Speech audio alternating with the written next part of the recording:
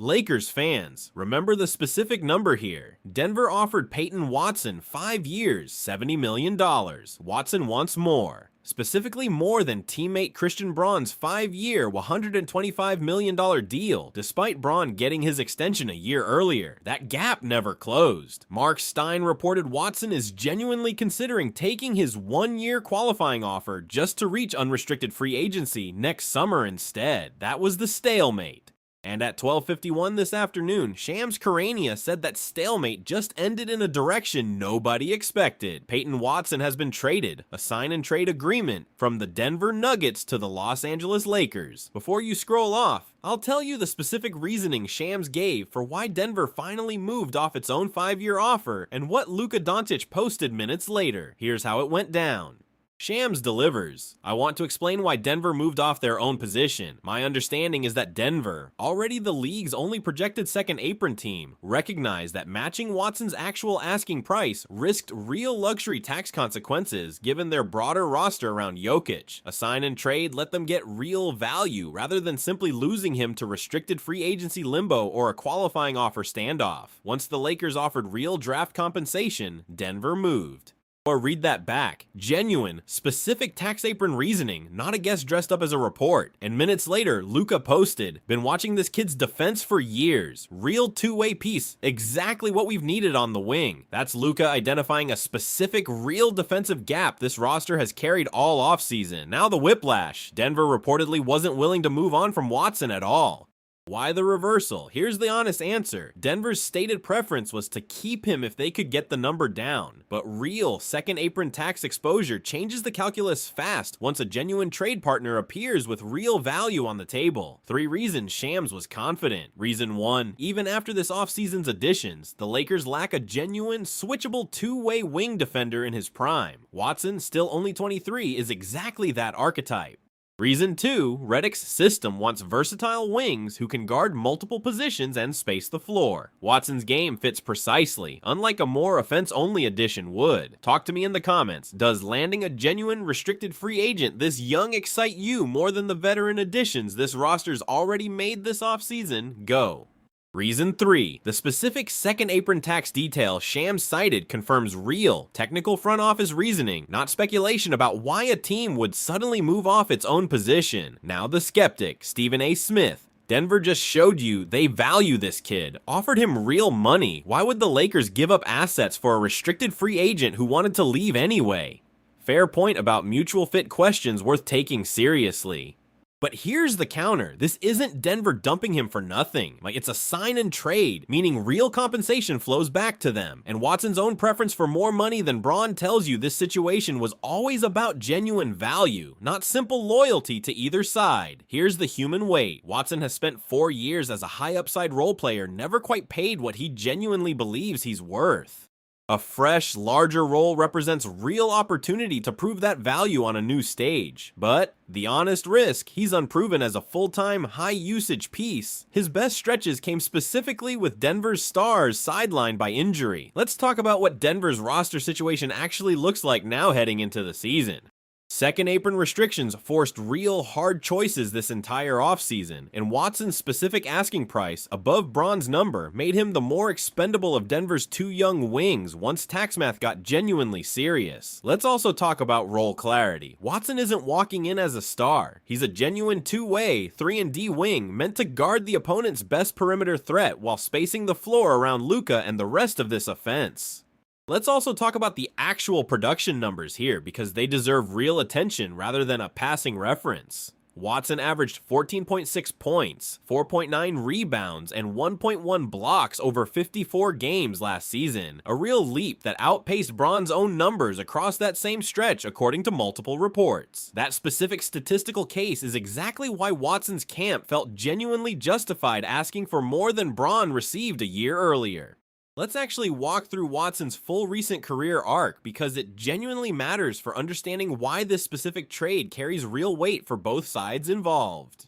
He entered the league as a raw athletic project out of UCLA, spent his first 2 seasons buried deep on Denver's bench behind a genuinely stacked wing rotation, and only broke through into real, meaningful minutes over the last 2 years, culminating in a specific 15-game stretch this past January, where Jokic, Braun, Gordon, and Cameron Johnson were all simultaneously unavailable, and Watson was forced into a much larger role than anyone had expected of him. Let's also spend real time on what genuine locker room culture means for a trade like this, because it's underrated in most breakdowns of moves this specific. A 23-year-old walking into an entirely new organization needs genuine buy-in from the players already established there, and Luka's own specific detailed public reaction, citing exact defensive qualities rather than a generic welcome, is exactly the kind of signal that confirms this addition is being treated as a real, deliberate basketball decision.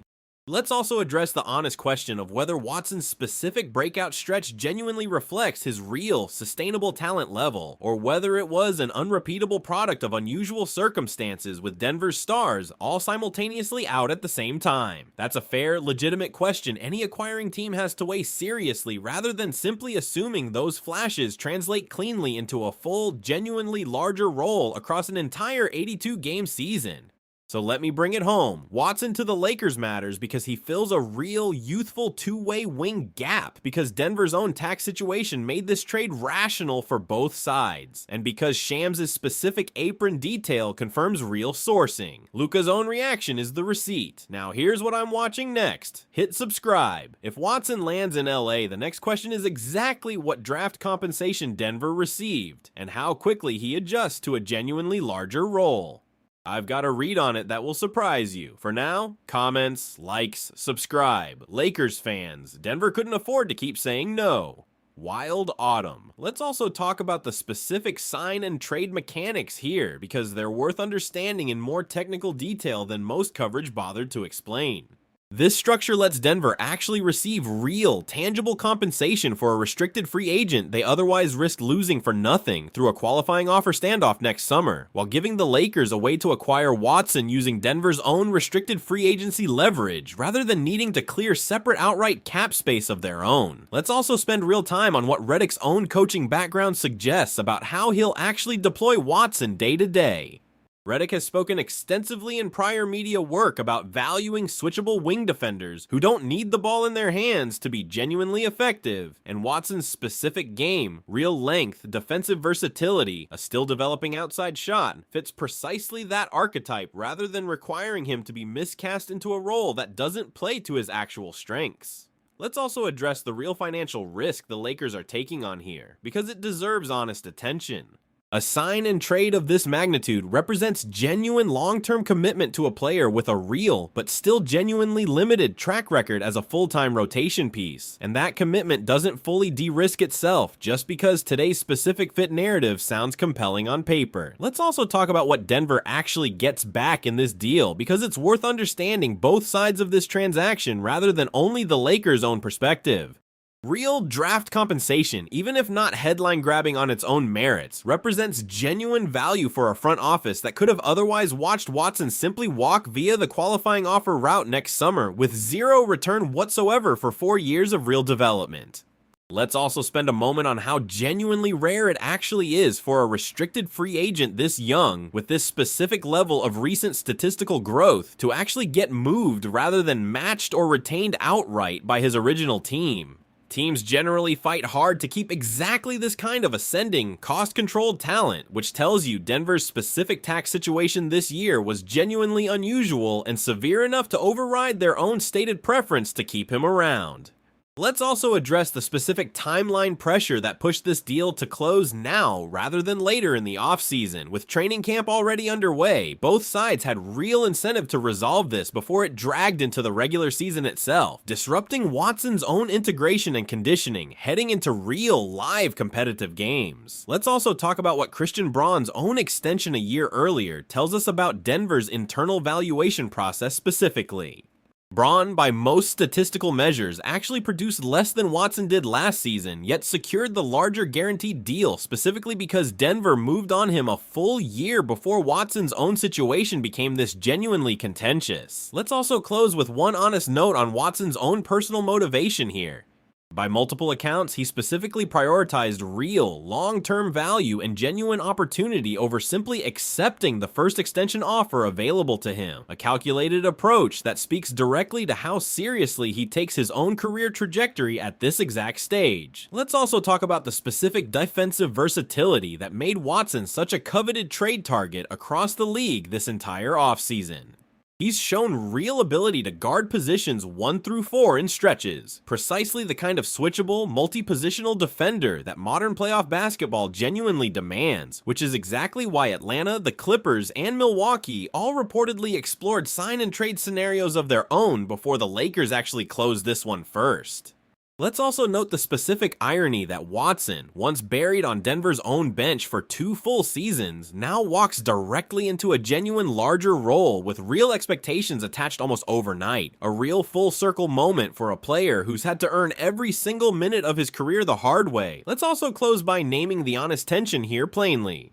This is a real financial and roster bet on upside that hasn't fully arrived yet, layered onto a roster that already carries significant proven veteran investment. If Watson's development stalls rather than continues its recent trajectory, this specific swing becomes a genuinely expensive lesson rather than the value pickup it's being sold as today.